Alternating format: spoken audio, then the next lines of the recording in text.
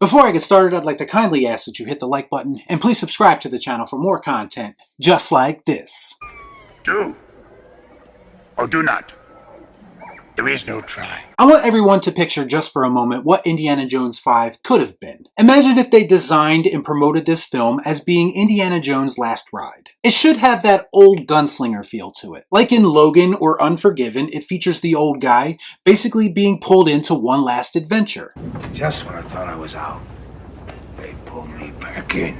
An adventure where he should be the main focus of the story because the character has earned that. And it's about giving that character closure. This should be the swan song for arguably one of the greatest characters ever put on film. Instead, Indiana Jones 5 is being used as a platform to promote a new character, with the intention that this new character will somehow replace Harrison Ford as Indy.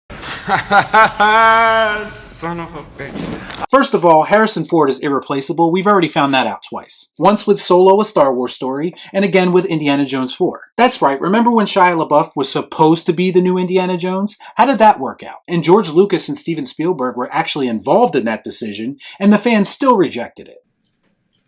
That's right, it stinks! What do you think is going to happen when they try to set up Pheobe Waller-Bridge's character in Indiana Jones 5 as his new replacement? George Lucas said it best after he realized that Shia could not fill the fedora. Harrison Ford is Indiana Jones. If Harrison Ford isn't involved, then that character ceases to exist. And don't give me the argument, what do you expect Disney to do with this property? Just let it sit on the sidelines and not make money off of it? Yes, that's exactly what I expect them to do. Do you know why? Because Disney at this point has a track record of having no idea why people like these properties in the first place. They are incapable in every way of replicating that connection with the fan base that was established so long ago. And yes, she isn't Indiana Jones. Technically, I guess she's a new character. But what they don't realize is that by associating her with Indiana Jones and trying to force people to embrace her based on that relationship, it's actually not doing this character any favors. And it has nothing to do with her being a woman because, again, no one wanted Shia to replace Harrison Ford either. So you can cancel that narrative right now, even though I know they won't. Do you know why people will ultimately reject this character? It has nothing to do with being stubborn or being stuck in the past. And it has everything to do with this tactic being used before by Lucasfilm, and it always comes off as very lazy and desperate. Because that's exactly what it is.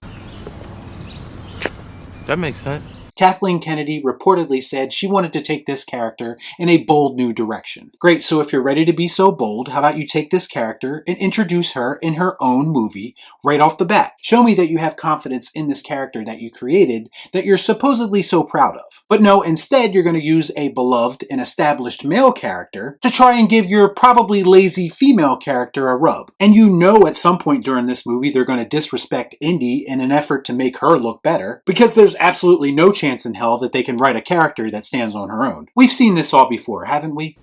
Why do these things always happen to me?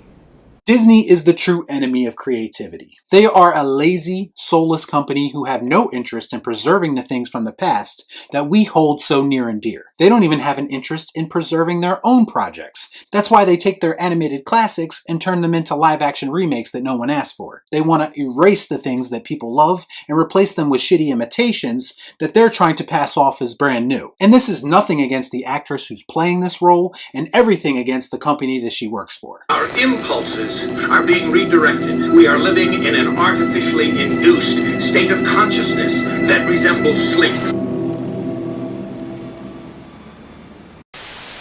Think about the future. The fact of the matter is they're not doing this young actress any favors by putting her in this situation. I'm not one to completely judge something before I watch it. In fact, I just mentioned this in my previous video. But track record is everything, folks. And this has another Disney creative disaster written all over it. I'm honestly scared for the Indiana Jones character, and I really wish that Harrison Ford hadn't signed up for this movie. That is the sound of inevitability.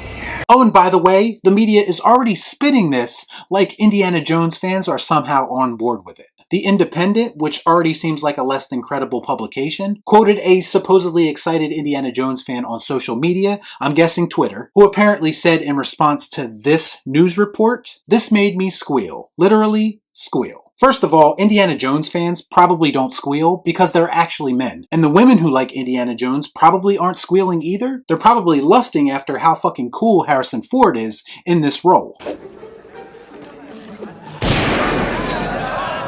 So stop with these fake reactions from people who probably don't know jack shit about Indiana Jones to begin with. It's all about building the narrative so they can call the people who don't want their hero disrespected and misogynist when they don't like this movie. The truth is that if you write good characters, it doesn't matter what gender they are. People will connect with them if they have a reason to. But people writing movies nowadays have no idea what a real man or a woman actually is. The only thing they know how to write is characters that are lazy and uninspired, who actually have to tell you why they're so great rather than just show you through their actions. I didn't have much excitement for this movie to begin with, but this news pretty much killed what little bit of interest I had. I suppose there's still time for them to course correct if they think they should, but my instincts tell me that they really don't care how we feel, and they have every intention of continuing to do exactly the opposite of what actual fans want.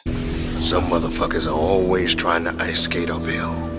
So let me know what you thought about all this in the comments down below. As always, please like, comment, share, subscribe to the channel, hit that bell for notifications, and I'll see you next time right here on Real Shift. Thanks for watching. Peace out. Y'all be cool. Shut up.